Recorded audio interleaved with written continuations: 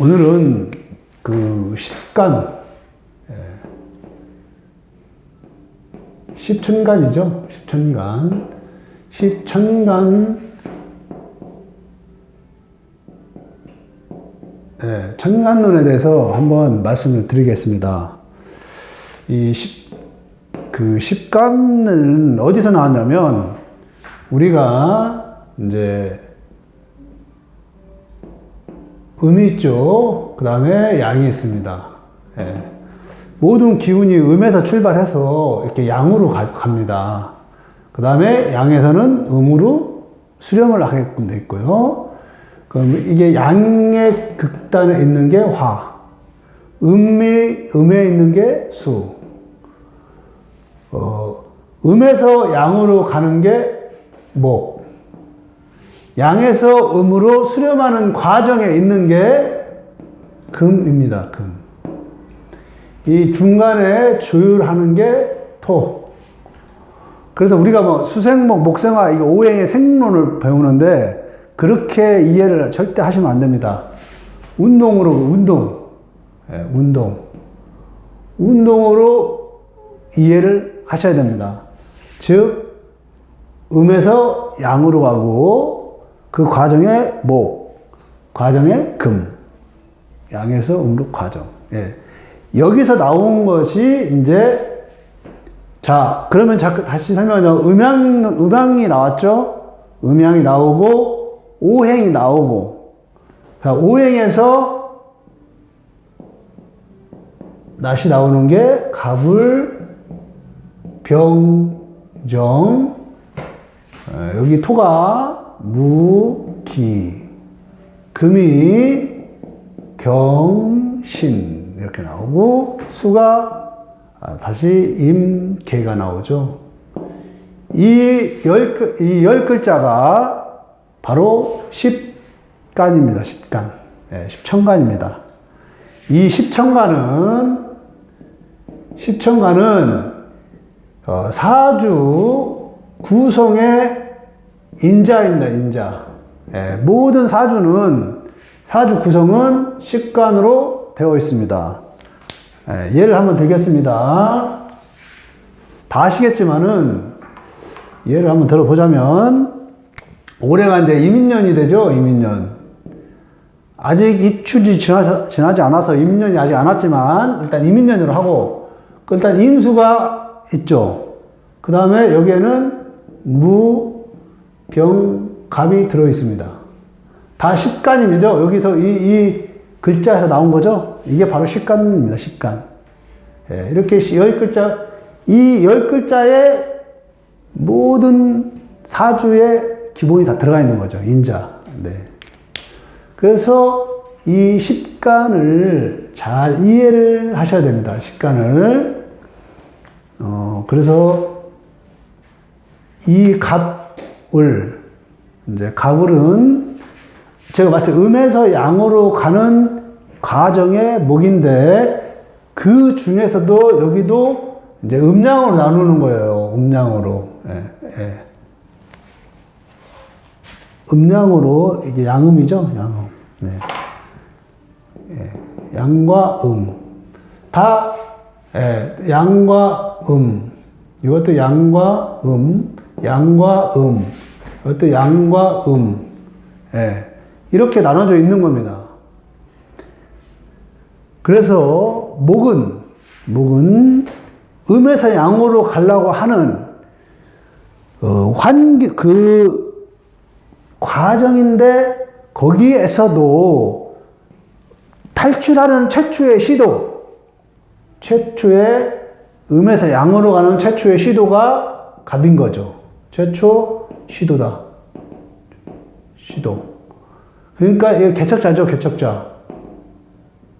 자, 없는 곳에서 있는 걸로 가려고 하는 개척자입니다. 이게 갑이. 그런데 항상 이 인자 위에는 목이 있다는 사실을, 이 목 위에는 양이라는 사실을 잊어먹으면 안 되는 거예요. 이건 기본인 거예요.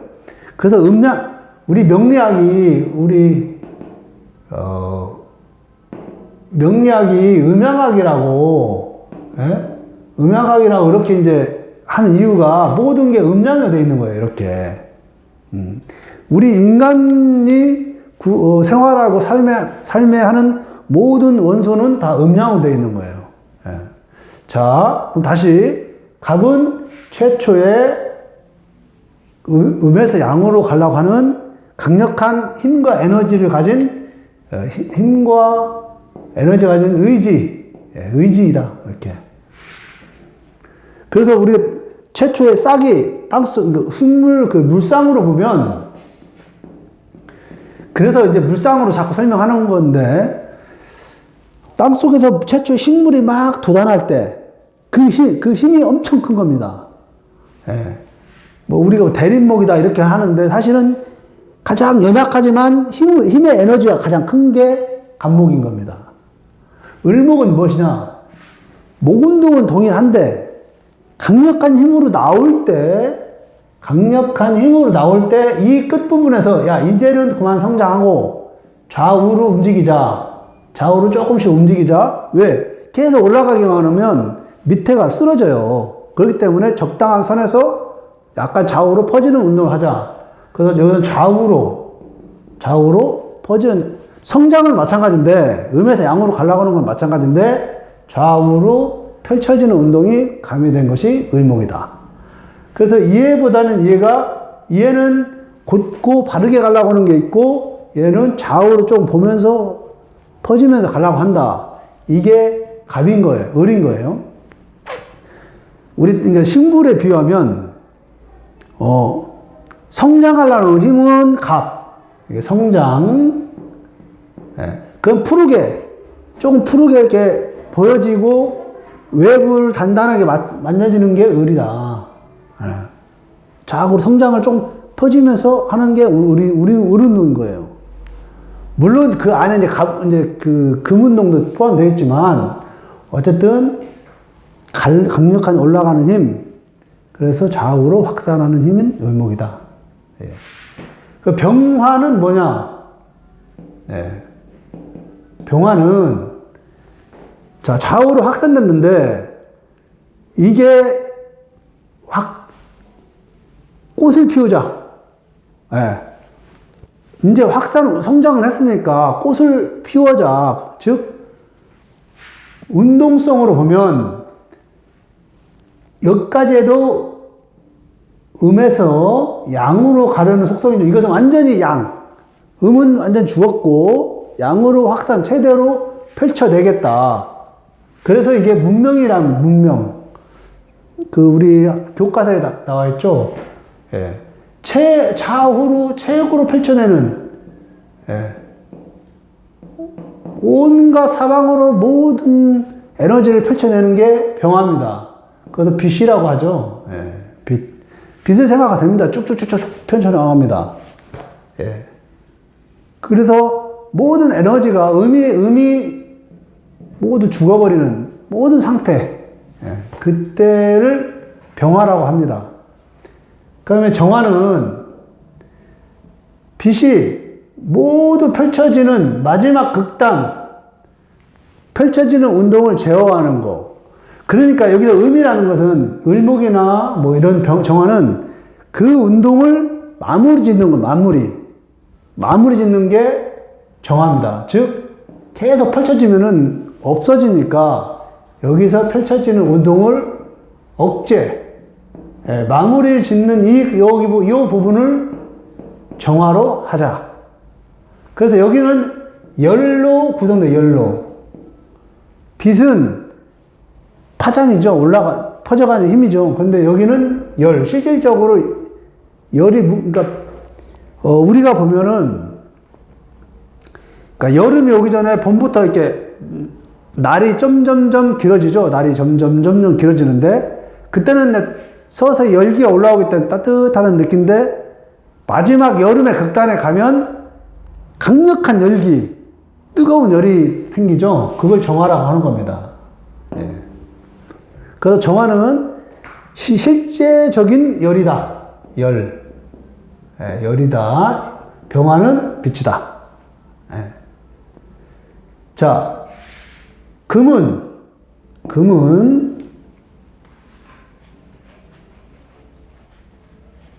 금은 양에서 음으로 가는 과정에 있는 게 금인데, 최초로 모든 양운동이 끝나면 그것을, 그 에너지를 흡수하는 그 과정이 바로 금인 겁니다. 굳어지게, 만물을 굳어지게 해야만이 그 퍼진 열을 흡수를 해서 하는 과정. 첫 번째 과정이 경인 겁니다. 예, 경. 그렇기 때문에 열기를 계속 흡수하려고 하는, 단단해지려고 하는 그런 운동을 갖고 있죠. 예, 단단해지는, 우리 이제 그 식물로 보면 싹을 틔워서 꽃을 피우고 열매를 맺혀지는 첫 단계. 예, 첫 단계가 바로 금이라고, 경금이라고 하는 겁니다. 그 운동이 끝나면 완벽한 금 운동이 계속 수렴이 되면, 마지막 단계, 더 이상 수렴할 수 없는 마지막 극단의 단계를 우리가 보석에 비유하는데, 완벽하게 수렴이 된 상태, 열기가 더 이상 가해지면 안 되는 상태. 아까 을목하고 비교가 되죠. 을목은 목운동을 마무리 짓는 단계라면, 신금은 수렴운동을 마무리 짓는 마지막 단계를 신금이라고 한다. 예. 경금은 이제 양에 있는 것을 흡수해서 하나의 새로운 음으로 가고자 하는 의지와 힘을 피력하는 단계라면, 이제는 완벽하게 음으로 모습을 갖춰져서 수운동으로 가려고 하는 마지막 단계인 겁니다. 그러니까 수렴하라는 금의 특성은 같지만, 이것은 최초의 수렴하라는 의지요, 실제 수렴한 상태, 이게 금인 겁니다. 예, 시간이 많이 제약이 돼서 조금 간략하게 제 그 핵심 키워드와 포인트만 알려드리기 때문에, 여러분이 이제 그 책자나 이런 데서 이제 많이 쓸 겁니다. 보시면. 근데 그때 요 설명을 듣고 그 책을 보시면 이해가 빠르실 겁니다. 임수는 뭐냐? 금에서 이제 수렴이 끝났습니다. 신금에서 수렴이 완전히 끝나면, 응축하는 단계, 응축. 이제 최대한 응축을 해서 음으로 수렴하려는 단계입니다. 계속 모아지고 수렴하고 모으는 단계, 이것을 임수라고 합니다. 이 임수가 있어야만이 금에서 모아졌던 그러한 양의 기운들을 최대한 더 응축시키는 과정, 가장 음적이죠. 응축이라고 하는 힘이 넘쳐있는 과정을 임수라고 한다. 계수는 뭐냐? 응축을 다 끝내놓으면 거기서 이제 양의 기운을 출발시키기 위해 에너지를 한 곳으로 모으는, 그러니까 여기에는 양의 속성이 있는 거죠. 음이라고 하지만 음을 최대한 극단으로 모아서 이제 에너지만 주면 목으로, 그래서 우리가 개수가 간목을 키운다, 이 말이 최대한 응축이 끝난 상태를 개수라고 하는 겁니다. 몸을 우리가 이제 계절로 보면은 점점점 어둠이 이제 길어지죠. 어둠이 길어지면, 쭉쭉쭉쭉 길어지면 가을 지나서 동짓달 지나면 추워지죠. 그러니까 해가 짧아지는 그것을 임수라고 표현하면, 이것은 한기나 직접 피부적으로 느껴지는 그거고, 한기고, 이것은 한기를 만들어내기 위한 과정이라고 생각하시면 되는 겁니다. 그것을 임수와 개수로 구분할 수 있습니다. 자, 무토는 뭐냐?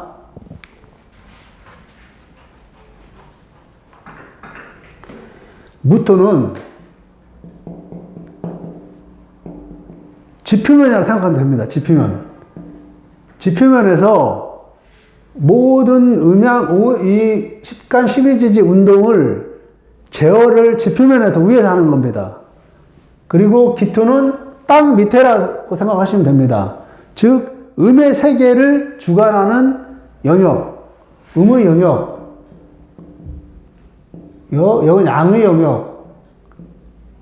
영역에서 이 활동들을 조정하고 통제하는 역할을 하는 게 통인 겁니다. 무토, 기토. 그래서 우리가 이제 이런 글자가 있죠. 뭐, 기유다. 그러면 이 음의 극단에 가는 운동을 조정을 해서 수기로 넘기려고 하는 그러한 운동, 조정하는 운동인 거죠. 기축, 수운동을 조절한다. 예. 이 토라는 것은 조절이나 조정이라는 의미가 있는데 이것은 양의 영역, 음의 영역에서 조정과 통제를 한다. 자, 이렇게 십간론에 대해서 살펴봤습니다. 근데 이렇게 이제 설명을 들으시고 이제 이렇게 텍스트를 시중에 이제 텍스트가 많이 나옵니다. 근데 이 원리를 아까 음에서 양으로 가서 어떤 과정에서 되고 거기에서 파생된 게 갑각을 이렇게 돼 있다. 이런 것을 이해를 이렇게 하신 상태에서 텍스트를 보시면은 이해가 확실히 빠르실 겁니다. 예. 그래서 이 전체적인 흐름의 그림을 이해를 하시고 텍스트를 보시면 굉장히 빠르실 겁니다. 우리가 사주 볼 때 저번에 제가 설명했듯이 갑자, 무자, 병술이다. 이렇게 돼 있다. 그럼 여기 개수, 임수. 그러면은 이 사람은 개수와 처음에는 여러 가지 공부, 아까 응축된다고 했죠? 이게 공부니까 인성 공부다, 인성. 공부다, 이렇게 하면, 갑자만 보시죠, 갑자만. 다 힘드시니까. 갑자다. 그러면은 이 사람은, 처음엔 여러 가지 막 공부를 하겠죠. 그러니까 여러 가지 응축시키는 힘이니까. 이런 공부를 하다가 마지막 개수는 아주 전문적인 분야로 가는 겁니다. 그래서 가짜라고 했을 때는 이 사람의 공부는 초기에는 여러 가지 많은 공부를 했는데 나중에는 전문적인 공부를 해서 하늘로 자기가 지상 세계로 나가겠다는 의지를 갖고 있겠구나. 이렇게 이해를 하시면 되는 겁니다. 그래서 여기 임수, 개수를 이해를 볼 줄 아셔야 되는 거죠. 물론 제가 이제 나중에 12지지도 하겠지만은 이렇게 이게 공부라면 어떤 상태구나. 막 모은다. 모으고 하고 최대한 압축을 시켜서 이게 수운동이다. 모으면서 여기서 간목을 탄생시킨다. 이렇게 이제 이해까지 가면은 굉장히 빠르신 거죠. 자, 오늘은 오랜만에 이제 십간에 대해서 이렇게 개략적으로 설명했는데 사실은 이게 뭐 한 20-30분 가지고 설명하기가 아주 난해해요. 그래서 여러분이 이제 듣고 이제 시중에 책이 많이 나와 있습니다. 그런 책을 보셔서 학문의 좀 발전을 이뤘으면 좋겠고, 십간을 다 하셨을 때 이렇게 갑자다 그러면은 갑자다 하면은 어떤 상황인 것을 딱 이해를 하시게 되면 사주 보는데 굉장히 빠르게 됩니다. 네, 이상입니다. 감사합니다.